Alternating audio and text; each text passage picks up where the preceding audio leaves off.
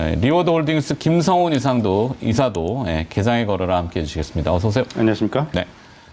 그동안 이제 네옴시티 관련주를 이 시간을 통해서 한 2번에서 3번 정도 한 2달 전부터 말씀을 드렸던 것 같습니다. 네. 한미글로벌이었고요. 근데 오늘 말씀을 드릴 기업은 이제 바닥권에서 고개를 들고 있는데 이제 네옴시티와 관련된 테마가 확산이 되고 있지 않겠습니까? 네. 어제는 수소까지 이제 확산이 되고 있는데 진짜 수혜, 찐수혜 가능성이 높은 종목 하나를 말씀을 드려보도록 하겠습니다. 네, 바로 본인이 판단하시기에 찐수에는 어디든가요? 휴스틸입니다. 휴스틸? 네, 일단 수소 관련 테마로 다이렉트 엮이지는 않습니다만은 왜 이게 진짜 수혜가 될 가능성이 있는지 말씀을 드려보도록 하겠습니다. 잘 아시겠지만 현대제철과 세아제강과 함께 국내 3대 강관 메이커입니다. 이게 보통 유정관을 만들고 그리고 작년에 수소 강관 개발에 성공했습니다. 수소로 옮기는 이 강관은 우리가 생각하는 것처럼 그냥 일반 강관을 쓸 수가 없습니다. 액화시켜서 옮겨야 하기 때문에 깨지기가 쉽습니다. 그래서 개발이 상당히 어려운데 이 부분을 휴스틸이 작년에 개발을 했고요. 자, 개발해서 끝나는 게 아니죠. 결국은 이제 수출을 해야 되는데 휴스틸이 20년 전에 사우디에 2대 주주로 투자한 기업이 있습니다. 바로 사우디 스틸 파이프라는 기업인데 이 기업이 사우디 증시에 상장이 되어 있고 사우디 아람코와 활발한 거래를 하고 있습니다.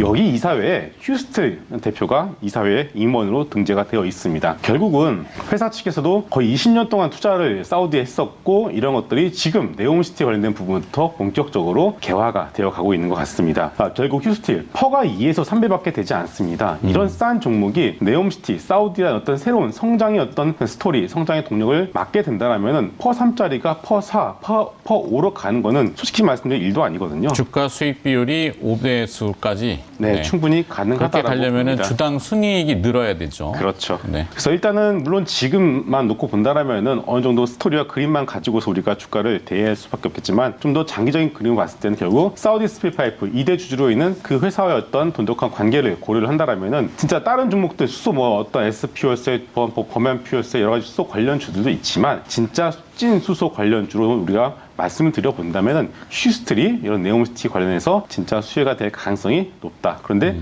싸기까지 하다. 이런 것들을 봤을 때 안정적으로 여러분들이 테마 혹은 모멘텀 플레이 모두 다 가능할 것 같습니다. 네. 뭐 김성훈 이사께서는 보는 게 네. 여행 항공 쪽을 좀 봐주시면 네. 좋겠는데. 자, 여행 항공 하면은 우리가 리오프닝으로 이제 대변을 할 수가 있을 것 대한항공의 같은데. 실적이 지금 나오면서 일단 선도하잖아요. 맞습니다. 대한항공 실적 얼마 전부터 위스퍼로 잘 나올 것 같다라는 소문은 있었는데 진짜 잘 나왔습니다.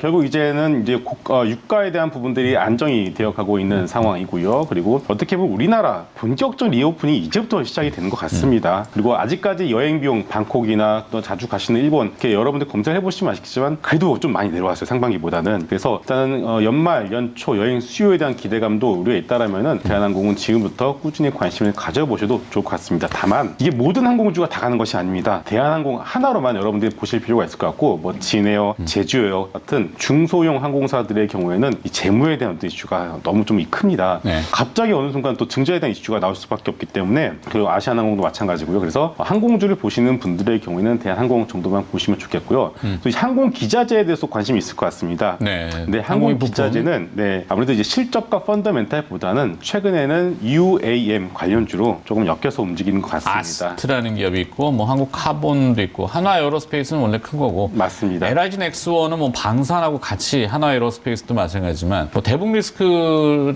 때문에 항공 부품주가 움직인다 이렇게 확장하면은 그렇게 할 수 있죠. 그렇죠. 예. 이게 중요한 건 심리인 것 같아요.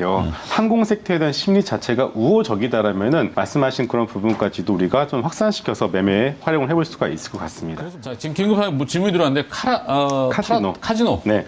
카라다이스. 파라다이스는 종목차 이 시간을 통해서 한번 소개를 시켜드린 적이 있었습니다. 일단 리오프닝 순서가 있는데 일단 돈이 많으신 분들이 먼저 여유가 있기 때문에 왔다 갔다 하시겠죠. 그래서 일본에서 어떤 VIP 카지노를 대상으로 사업을 하는 파라다이스가 일단 실적이 빠르게 올라오는 것이 확인이 되고 있습니다. 좀 더 넓혀보게 되면 GK의 그리고 롯데 관광 개발까지도 우리가 볼 수가 있을 것 같고요. 또 우리가 또 간과하고 있는 게 바로 강원랜드입니다. 네. 이거 참 안 좋은 일일 수 있는데 만약에 경기 침체가 오게 된다라면은 좀 안 좋은 사업들, 뭐 술에 대한 어떤 사업들 그리고 카지노, 도박 관련 사업들이 올라갈 수밖에 없는데 강원랜드의 어떤 주가가 최근에 영업 정지에 대한 이슈 일주일인가 2주일 정도 나올 텐데 그것 때문에 주가 밀려 있어요. 그러면은 오히려 이것을 좋은 영업 정지는 왜 기회로 거죠? 삼으셔도 좋을 것 같습니다. 하여튼 뭐 강원랜드를 네. 대한항공 우선주, 한진칼 우선주, 그다음에 이제 뭐 서닉 시스템, NP라는 기업이 있고, 코세스, 코닉 오토메이션, 피코그램, ST큐브, 화승 RNA, 신화인터텍. 이 맥락은 조금 뒤섞여 있긴 한데 약간은 이 AR, VR 디바이스라고 하는 메타버스 아까 우리 잠깐 다뤘던 네. 그런 하드웨어적인 게 있고, 그다음에 소프트웨어적인 거는 덱스터를 아까 뭐 해주셨는데 조금 더 올라가는 기업들로 우리가 따라가 볼 매매. 네. 예.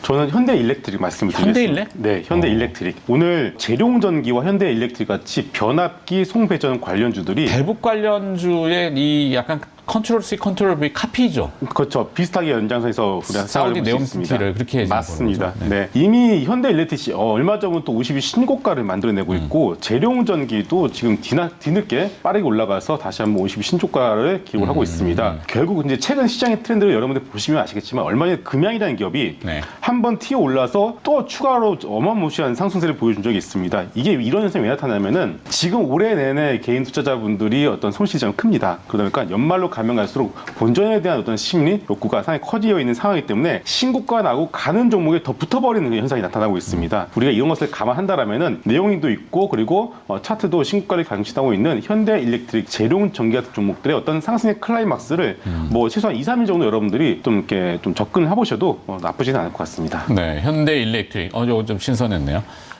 자, 그리고 또 눈에 띄는 것은 유로메카라는 기업이 오늘 신규 상장했어요. 우리 3일 전에 대표이사 출연했었는데 로봇이라고 하는 테마죠. 네, 맞습니다. 협동 로봇 또 내지는 B2C의 산업으로 들어가는 로봇 쪽은 조금 로봇 우리가 진짜 꾸준하게 관심 있게 오늘은 별 움직임이 보셔야 없나요? 되겠죠. 아닙니다. 오늘 코닉 오토메이션 같은 종목들도 자동화 쪽으로서 움직이고 있고요. 네. 그리고 로보티즈 같은 종목들도 상당히 좀 양호한 모습을 보여주고 있습니다. 자, 우리가 이재용 부회장이 회장으로 이제 네. 올라갔고요.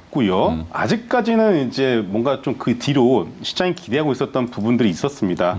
뭐 주주가치 재고에 대한 부분들 그리고 삼성이 여기에 좀 더 집중적으로 투자를 하겠다라는 것들이 공식적으로 나오기를 바라고 있는데 아직까지는 좀 나오진 않고 있어요. 근데 그 안에 로봇이 포함이 되어 있다는 내용들은 이제 모두가 다 알고 있습니다. 네. 결국 협동 로봇부터 시작해서 로봇이 우리 일상생활을 바꿀 수밖에 없다는 것은 모두가 다 알고 있는 사실이고요. 그 안에서 이제는 찐수혜제로 이제 우리가 하나둘씩 찾아 나가는 과정인데 일단은 뭐 테마로 놓고 보더라도 숫자가 나오지 않은 로봇 섹터가 같이 동반해서 움직인다라는 건 우리가 예의주시를 할 필요가 있겠고요. 그리고 그 안에서 종목을 하나 또 픽해 드린다면 저는 이렇게 우리가 생각하는 로봇보다는 자동화 쪽을 좀 집중을 했으면 좋겠어요. 네. 그래서 코닉 오토메이션이라는 자동화 기업을 다시 한번 코닉 오토메이션 말씀드리겠습니다. 있어요. 맞아요. 제가 이 시간 동안 한번 소개를 드렸었고요. 그리고 이 코닉 오토메이션이 CJ 대한통운의 물류 자동화를 담당을 했습니다. 맞아요. 그리고 쿠팡도 마찬가지고요. 그래서 회사의 성장성이 여기서 그치는 것이 아니라 미국에 건설되는 2차 전지 공장까지도 이제 확산이 되고 있기 때문에 관심 있게 보셔도 좋을 것 같습니다. 네, 하나 건졌네.